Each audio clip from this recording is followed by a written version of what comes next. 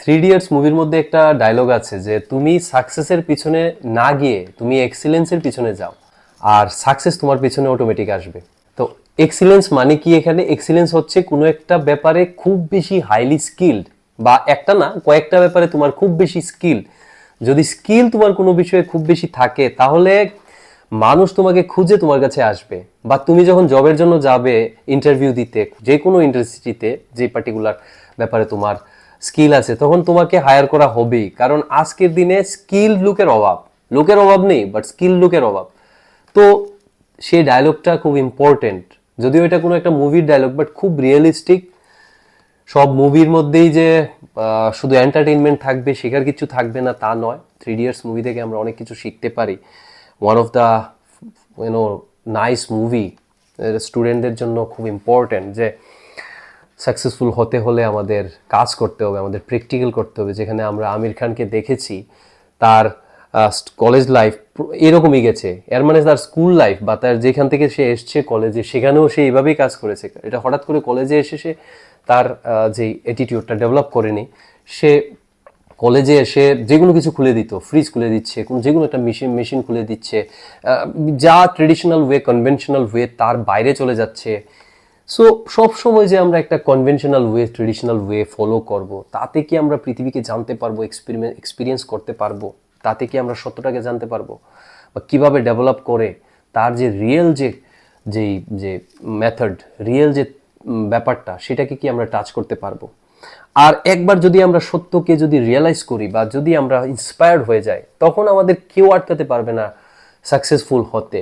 তখন সাকসেস আসুক না আসুক, ফিজিক্যালি মনের মধ্যে সেই সাকসেস চলে আসবে যে আমি যে কাজটা করছি সেটাতে আমার খুব ভালো লাগছে, সেটাকে আমি এগিয়ে নিয়ে যেতে পারবো, আমার কাজে আসবে ফিউচারে গিয়ে, এবং সেই এরিয়াতে আমি জবও করতে পারবো। এরকম ছেলে মেয়ে আমি দেখেছি আমার নিজের কলেজ লাইফে। আমার সিনিয়র দেখেছি, আমি আমার ইয়ারমেট দেখেছি, জুনিয়র দেখেছি, এখন আমি দেখছি সোসাইটিতে এরকম ছেলে মেয়ে। কলেজে পড়াচ্ছি, 10 ইয়ার্স হয়ে গেছে, অনেক ছেলে মেয়ে দেখেছি এইরকম, যে তার কাজটাকে ভালোবাসে, সে তার লেখাপড়াটাকে ভালোবাসে।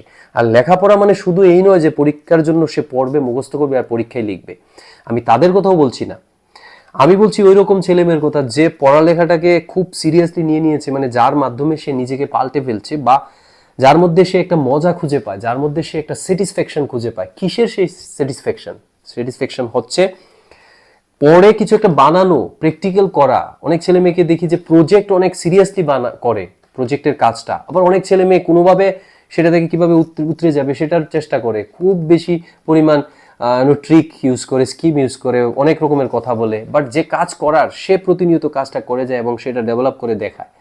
এবং আমরা এত পরিমাণ স্যাটিসফাইড হই ওই রকম ছেলে মেয়েদের দেখে। তো আমি বলবো মার্কসের বেসিসে কাউকে ইভালুয়েট না করে তার কাজের বেসিসে ইভালুয়েট করা, তার নলেজের বেসিসে ইভালুয়েট করা, তার স্কিলের বেসিসে ইভালুয়েট করা আমাদের স্টার্ট করতে হবে সোসাইটিতে। যে ভালো কাজ করবে, যে ভালো কিছু বানাতে পারবে, আমরা তাদেরই গ্রেড দেব, তাদেরই আমরা রিওয়ার্ড করব, তাদেরই। এখন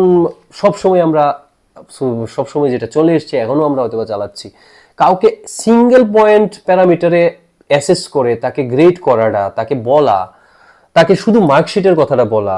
marksheet will not tell everything, it is a figure, it's a number.